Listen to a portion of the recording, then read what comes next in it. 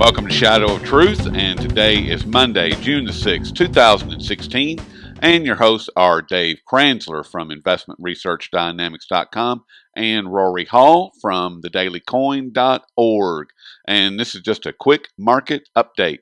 Thank you so much. There's enough people out there who they don't want to look at the truth, or they ask your advice on something. Okay, you want my advice on something? Get your IRA out of the system, pay the penalty, pay the taxes, and put it into precious metals and keep it under your bed. I don't want to pay the taxes. I don't want to pay the penalty. Okay, well, I'll tell you what. What I'm telling you is going to happen is at some point down the road, the government's going to take your IRA away from you. They're going to force you to put it into something you don't want to put it into, and you're never going to see that money.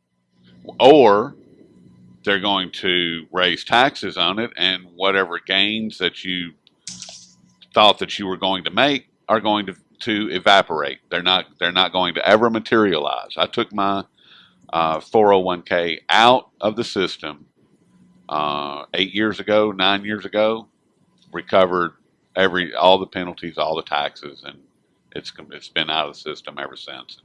Never going back. It's never going back in. Right. But the dynamic is, well, what should I do with this? Take it out, pay the penalty, pay the taxes, and put it into precious metals and forget about it. And you own it. You have it. It's in your possession. It's out of the system. And then they're like, I just don't want to pay the penalty or the taxes. Okay, well, let's put it this way. If I'm telling you 5 years down the road, you're going to avoid taxes and penalties on zero, because that's what your IRA is going to be worth. Exactly. You want to pay some taxes on something you have now, or not pay anything on something you don't have 5 years from now, because that's where this is headed. Exactly. And I believe that. I mean, I'm not a financial advisor. I'm not offering financial advice, but President Obama came out during State of the Union address and said and introduced the United States citizens to MIRA, my IRA, my retirement account.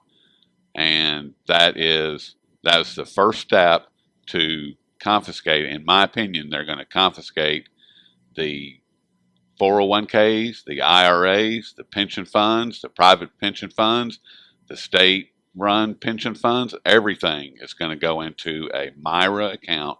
And just like you said, Dave, you ain't never going to see it again.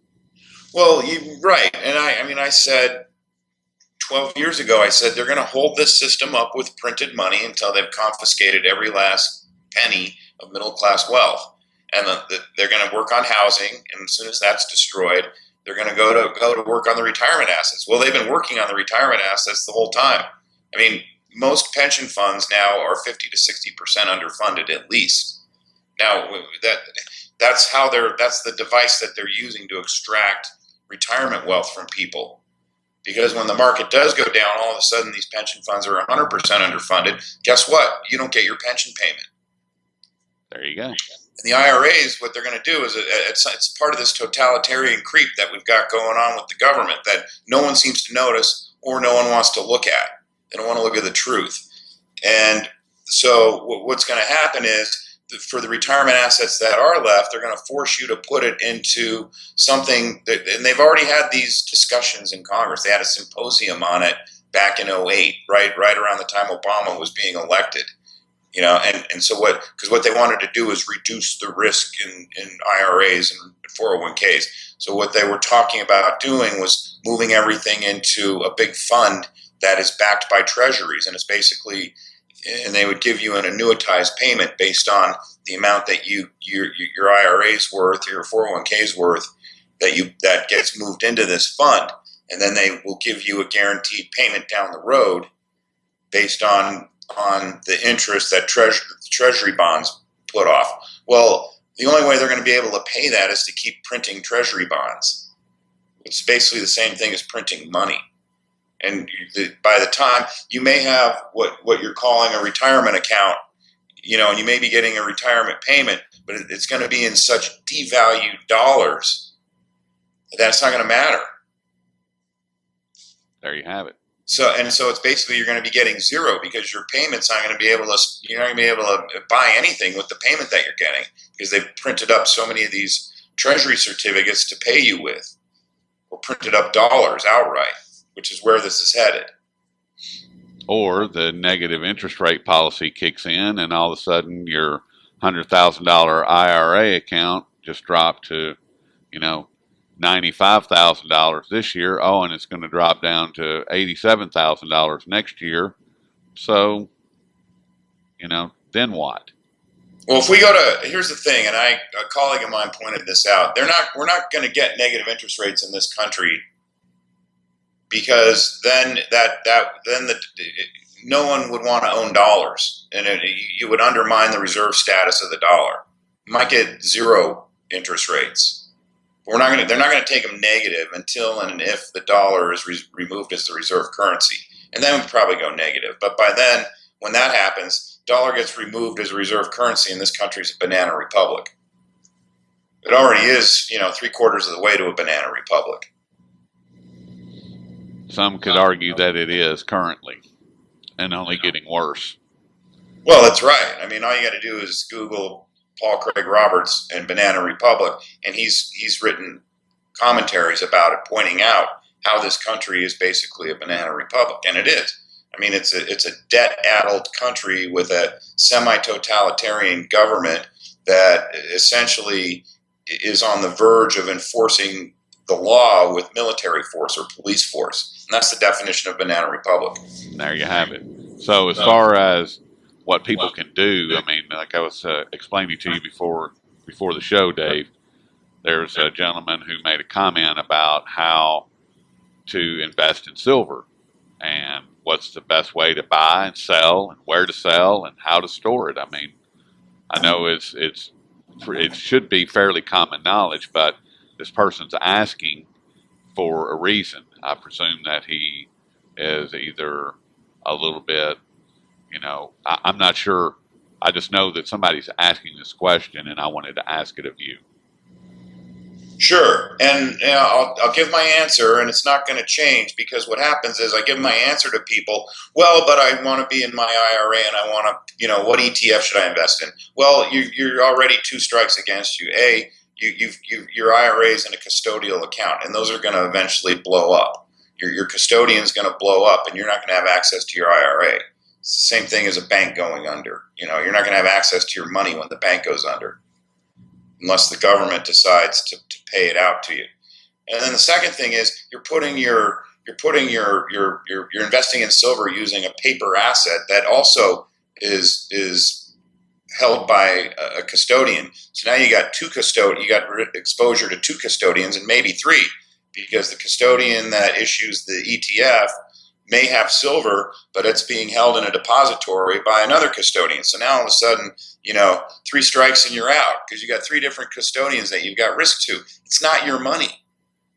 It's not your money unless you take it out of custodial possession, move it into physical gold and silver, and put it under your bed. And that's how you buy silver. If you don't want to liquidate your IRA all at once, this is what I did starting in 2006. I've got silver in my closet that cost me $6 an ounce. I could care less about what taxes and penalties I had to pay on that because I could sell that silver now for about $18 an ounce. So I have a triple on that money versus the 30% taxes that I had to pay on it. Well, that pile of silver is worth way more than my IRA was after I paid the taxes. So you slowly move it out of your IRA. You pay the penalty, you pay the marginal taxes, and you buy physical silver, and you keep it under lock and key in your own possession, because that takes your money completely out of the system and it removes all custodial risk. And that's my simple answer to that question. And if I don't want to, I don't want to hear, what if I don't want to do that? What ETF is good? I'm not going to recommend any ETFs because I wouldn't put my money in any ETFs. So that's the answer. Yeah, putting it into, you're basically, if you don't liquidate your IRA, what you're saying, Dave, is that if you don't liquidate your IRA and turn it into a physical asset like silver, then you're just moving from one paper asset to another paper asset that is held by a bank. And if you have anything in the bank, that doesn't belong to you, period, right? Or a non-bank custodian, like your IRA custodian, the entity that holds your IRA, that's a custodian. The entity that holds the silver on behalf of these ETFs, and it's a whole other argument whether or not that silver is really there or not. I think with Sprott it probably is. Yes. But then again, I'm not going to recommend the Sprott ETF because you still have some custodial risk. And if you want to invest in precious metals for the reason that you're investing in precious metals, you not only want to eliminate the risk of dollar devaluation, you want to eliminate the custodial risk that's involved, because there's a custodian that stands between you and your money, even if it's in physical silver, in real physical silver and not an ETF. I mean, any ETF is a derivative of silver because it's a piece of paper that says, oh, well, you have a claim on this amount of silver. Well, guess what? Unless it's an ETF that lets you turn in those certificates and take that silver and take possession of that silver, you don't even have a real claim on the silver. You have a security interest in a pile of silver, and you get the rate of return on that pile of silver, but when you go to sell it, you're paid back in dollars. So then, again, you've got dollar risk, and those dollars are sitting in the custodian after you sell it. So you've got dollar risk and you've got custodian risk. No, thank you. Right, and that's fine if you want to leave your money there, but then you're not looking at the fact that at some point, your custodian is going to blow up, and you're not going to have access to that money at all. Well, thank you for that. That's hopefully that answers Mr. Barrett's question. And what's on your mind today, Dave? Well, let's keep this show kind of short, but I'm just looking at the stock market, and it just keeps getting more and more insane. And it's what's emblematic of for me is I turn on the financial media this morning to see what the markets are doing, and the topic of conversation is Amazon. Amazon's at an all-time high. Well, Amazon is the poster child for how fraudulent our system is, and people are celebrating Amazon being at an all-time high. Well, guess what? That means it's at an all-time high overvaluation based on a business model that at its root is a Ponzi scheme. And that's really what our whole system is at its root, a Ponzi scheme. I would agree with that. And the biggest part of the problem is that people just don't want to look at the facts. I was trying to have a conversation with someone yesterday about, this person asked me, why I advocated limited government. And we got into the whole welfare thing and the military imperialism thing. And I said, 50 cents or every dollar over and above entitlement payments that this country spends, which includes every dollar on military spending, on roads, whatever. Every dollar over the amount that this country pays out in entitlement payments is borrowed money. Well, that's not true. Where's the debt? I was like, well, since Obama got in office, the amount of treasuries outstanding is up 90%. No, that's not true. And I'm like, you're telling me, I'm like, the debt number that's been issued by the Treasury, it is what it is. It's just an accepted number. Well, they're selling those treasuries to us. Americans own them. No, Americans don't own those treasuries. The largest holders of treasuries in the world are the Chinese, the Japanese, and the Saudis, or the OPEC nations. And then she's just like, well, I can't have this conversation with you. People don't want to look at the facts. So right. You can't even begin to have a conversation with someone until they want to look at the facts. And that kind of circles back to what I was saying about, well, I'll give someone advice about how to buy silver, but I'm just going to present the facts and why I'm saying this is how you buy silver. If you don't want to look at those facts, then you're just going to be still inside the quote unquote matrix, because you're going to have your money in a custodial arrangement, and it's going to be represented by, they're giving you a piece of paper that says this is your money. Well, that's not your money until it's in your possession and under your own lock and key. So that's kind of what's on my mind, is just how fraudulent our whole system is. One quick comment and about people seeking the truth. And I was taught this probably about 13 years ago. And the truth does not change simply because I refuse to look at the truth or accept the truth for what it is. It's not going to change. Doesn't make it different. Doesn't mean that unicorns are going to miraculously appear. They never will, but the truth never changes. And just because a person refuses to accept it or to look at it doesn't mean that it's not the truth. It still is the truth, period. That's exactly right. And Rory, I just want to add one more thing. It's sort of a shameless pitch for our podcast session with Jeff Brown, our man in Beijing. And yesterday there was an article posted on Zero Hedge, and I guess it was one of the administrative officials gave a speech where they basically made the claim that China was increasingly isolating itself from the rest of the world. And what's so funny about that is how Orwellian it is, because the truth is the exact opposite. Yep. China's out there trying to branch out and expand its trade partners and expand its economic interests.